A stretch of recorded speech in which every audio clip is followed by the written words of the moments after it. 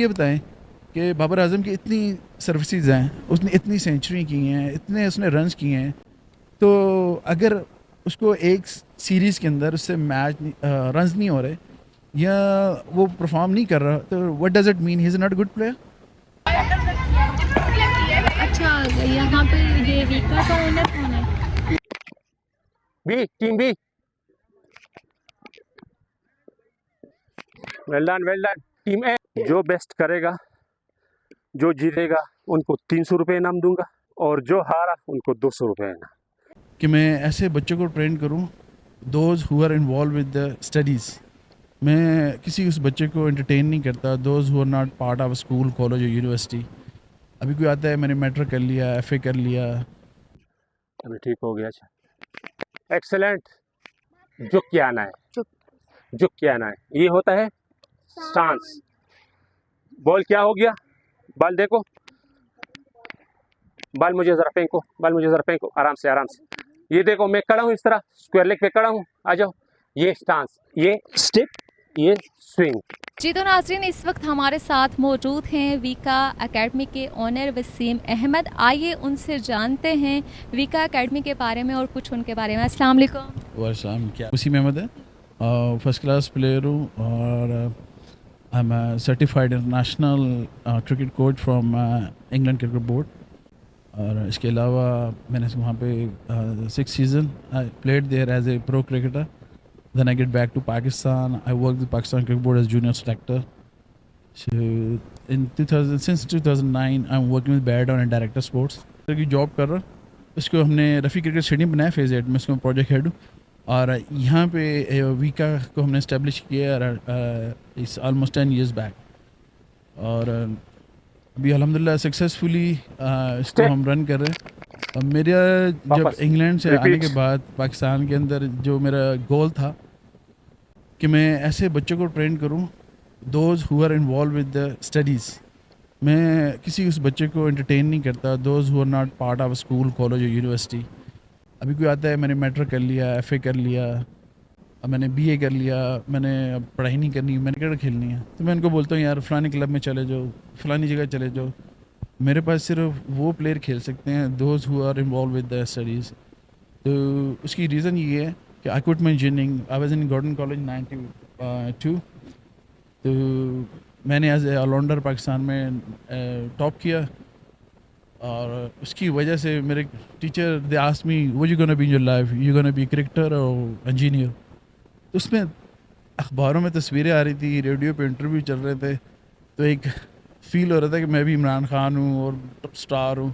मैंने कहा जी मैंने क्रिकेटर बनना है। तो आई quit my engineering. Right after 2-3 months I got injured, so I couldn't play cricket 5 years, like next 5 years मैंने क्रिकेट ही नहीं खेल सका। तो वो मेरे लिए बहुत बड़ा एक सेट बैक था कि मैंने अपना क्विट किया। I was quite good in my studies, तो मैंने एफएससी क्विट कर दी, फिर उसके बाद क्रिकेट के अंदर अनफिट हो गया। सो एक ऐसी स्टेज आई, I got nothing to do anything, I was on the bed.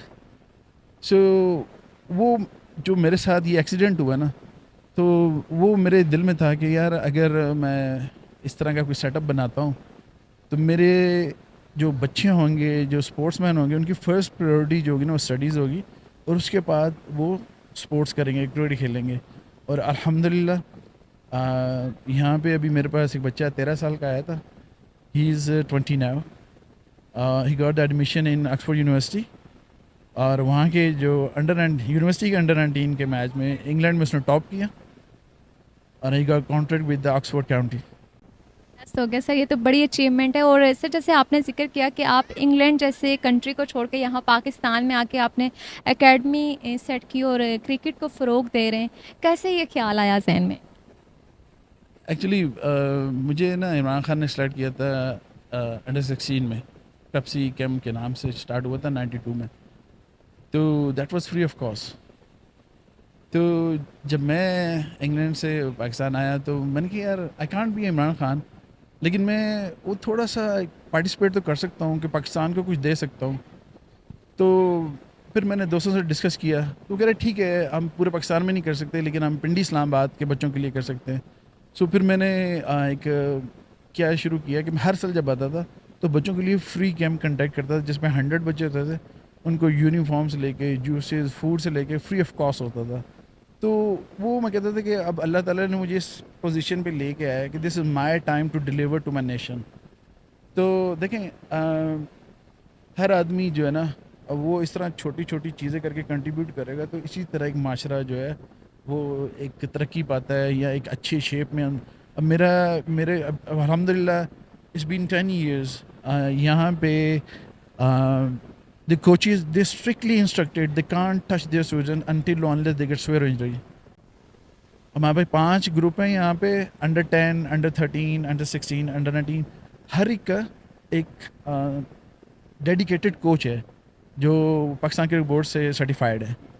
और लड़कियां खेलती हैं यहाँ पे, अभी आपने देखा है यहाँ पे लड़कियां खेल रही थी और किसी यहाँ पे 100 किड्स हैं, मोर देन 100 किड्स हैं और नोबडी केयर्स कि यहाँ पे लड़कियां खेल रही हैं। पाकिस्तानी चाहे बच्चा हो बड़ा हो, बाबर आजम को किंग बाबर आजम, तो आप मुझे थोड़ा सा ये भी बता दीजिए कि उनकी जो फॉर्म थोड़ी ख़राब आ रही है या उनकी वो एक अपना जो एक एरा था उसको नहीं टच कर पा रहे, क्या रीज़न हो सकती है? देखिए दिस इज़ क्रिकेट, ये रिचर्ड के साथ भी हुआ है और कोहली के साथ भी हुआ है, इंजमाम के साथ भी हुआ है और दिस इज़ स्पोर्ट्स। अब होता क्या है कि जब आपके ऊपर बैट पे आ जाता है ना, तो अगेन अनफॉर्चुनेटली क्या है कि हमारे पाकिस्तान मीडिया के ऊपर जो लोग बैठते हैं वो एग्जेजरेशन बहुत कर देते हैं। फिर दूसरा कई लोग ऐसे मैंने भी देखे हैं जिनको क्रिकेट का पता ही नहीं, कोई एक्सपीरियंस नहीं होता, लेकिन वो एनालिसिस कर रहे होते हैं और जजमेंट्स पास कर रहे होते हैं परफॉर्मेंस के ऊपर। अब होता क्या है कि जब आपके ऊपर बैट पे आ जाए ना, उसमें क्या चाहिए, उसको रेस्ट चाहिए, उसको काउंसलिंग चाहिए, कि उसको सपोर्ट चाहिए बोर्ड की, उसको टीम की, कि सब कहेंगे यार it's fine, no problem, it's a part of cricket, it's a part of game, आज नहीं हो रहा तो कल अच्छा होगा। तो अगर अच्छा नहीं हो रहा तो आप मेरे मैं I am very positive and very realistic. तो मेरा कोई प्लेयर गिरेगा तो मैं उसका हाथ पकड़ के उसको खड़ा करूँगा, रदर देन मैं उसको जाकर ठुड्डे मारूंगा, चल तू गिरा क्यों है। तो ये एटीट्यूड नहीं होना चाहिए, हमारा पॉजिटिव एटीट्यूड होना चाहिए। एक समवन फेल तो आप उसको बैकअप करें, उसको मुझे ये बताएं कि बाबर आजम की इतनी सर्विसेज हैं, उसने इतनी सेंचुरी की हैं, इतने उसने रन्स किए हैं, तो अगर उसको एक सीरीज़ के अंदर उससे मैच रन्स नहीं हो रहे या वो परफॉर्म नहीं कर रहा, तो what does it mean, he is not good player. अगर रिचर्ड या कोहली अब अगले 6 महीने में रन नहीं करता तो हम कहेंगे Kohli is not good player. So it's a part of game.